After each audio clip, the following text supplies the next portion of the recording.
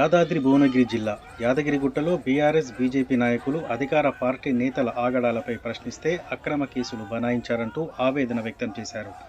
అక్రమ కేసులు బనాయించడమే కాకుండా అసభ్య పదజాలంతో దూషించారంటూ ఆందోళన వ్యక్తం చేశారు. అసభ్య పదజాలంతో దూషించిన కాంగ్రెస్ పార్టీ నాయకుడిపై కేసు నమోదు చేయాలంటూ యాదగిరిగుట్ట పోలీస్ స్టేషన్లో ఫిర్యాదు చేశారు బీఆర్ఎస్ నేతలు.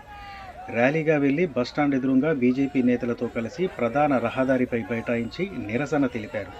అధికార పార్టీ నేతల ఆగడాలపై ప్రశ్నిస్తే తప్పు చేయలేదని నిరూపించుకోవాలని నేతలు అక్రమ కేసు బనాయించడం ఎంతవరకు సమంజసమని ప్రశ్నించారు.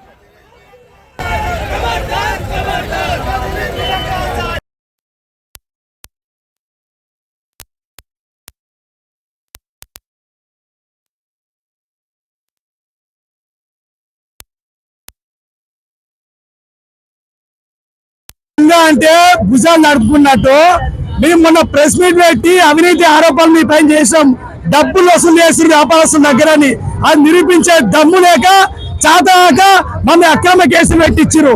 మేము ఏ ఒక్క వ్యక్తి పేరు కూడా మేము ఎవరు తీసి ప్రెస్ మీట్ లో మాట్లాడలేదు. కానీ ఇప్పుడు చెప్తున్నా, గుర్తు పెట్టుకోండి, కొండపైన సీటాక్స్ వసూలు చేసే మీరు, కొండ కింద సీటాక్స్ వసూలు చేసే మీరు, పంచభూతులు నమ్ముకునే భరత్ గౌడ్, దాంతో పాటు ముఖ్య కాంగ్రెస్ నాయకులు బిచ్చపతి గౌడ్ గారు ఖబర్దార్ ఇప్పుడే హెచ్చరిస్తారు. మేము సవాల్ చేస్తున్నాం. మీరు వ్యాపారస్తుల దగ్గర డబ్బులు తీసుకోలే అని మీరు నిరూపించే దమ్ముందా మీ దగ్గర? ఏ గుడి దగ్గర ప్రమాణం చేద్దామని చెప్పండి, మేము సిద్ధంగా ఉన్నాం. అది చేత కాకుండా చౌకబారు రాజకీయాలు చేసుకుంటూ ఈ రోజు అందరు తప్పుదో పెట్టే ప్రయత్నం మీరు చేస్తా ఉన్నారు. నేను ప్రెస్ మీట్ ఒక వ్యక్తి అంటున్నాడు, ఎవరు నా లోకలలో బతకనికి వచ్చాడు రాజకీయం చేద్దని. ఎమ్మెల్యే ఎక్కడికి వచ్చి చెబుతా ఉన్నారు. ఇప్పుడు ఎమ్మెల్యే ఎవరికి వచ్చి రాజకీయాలు చేస్తున్నారు.